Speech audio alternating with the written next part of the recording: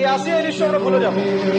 এই যে মেয়েটা কাতরাতে কাতরাতে মারা গেল, আছে বেশি দিন সময় লাগবে না, 1 মাস 2 মাস হাইয়েস্ট 3 মাস। এর আগেও বহু ইস্যু আমরা এসেছে ভুলে গেছি, একটার পর একটা এসেছে, একটার পর একটা ভুলে গেছি। আপনারা দেখে নিয়েন 3 মাসের মধ্যে এই মেয়েটাকে সবাই ভুলে যাবে এবং যাবো ভবিষ্যৎ।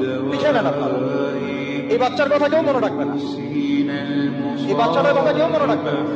3 মাস পরে, 6 মাস পরে, 1 বছর পরে আরো নতুন ইস্যু আসবে, আরো নতুন পাপ হবে, আরো বড় বড় ঘটনা ঘটবে।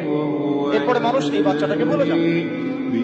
এই বাচ্চাটাকে তার মৃত্যু যন্ত্রণা বলতে পারবে, সম্মানহানি বলতে পারবে, তার পিতা মাতাকে বলতে পারবে। এখন প্রশ্ন হচ্ছে, তার পিতাকেও যদি আমরা জিজ্ঞাসা করি, ইসলামে রেপের শাস্তি হচ্ছে মৃত্যুদণ্ড, আর ব্যভিচারের শাস্তি হচ্ছে অর্ধেক কোমর পর্যন্ত পুঁতে পাথর নিক্ষেপ করে হত্যা করা। এবং বিবাহিত ব্যক্তি হলে এই শাস্তি, অবিবাহিত হলে 100 বেত্রাঘাত, 1 বছরের নির্বাসন এবং সমাজ থেকে বয়কট করা।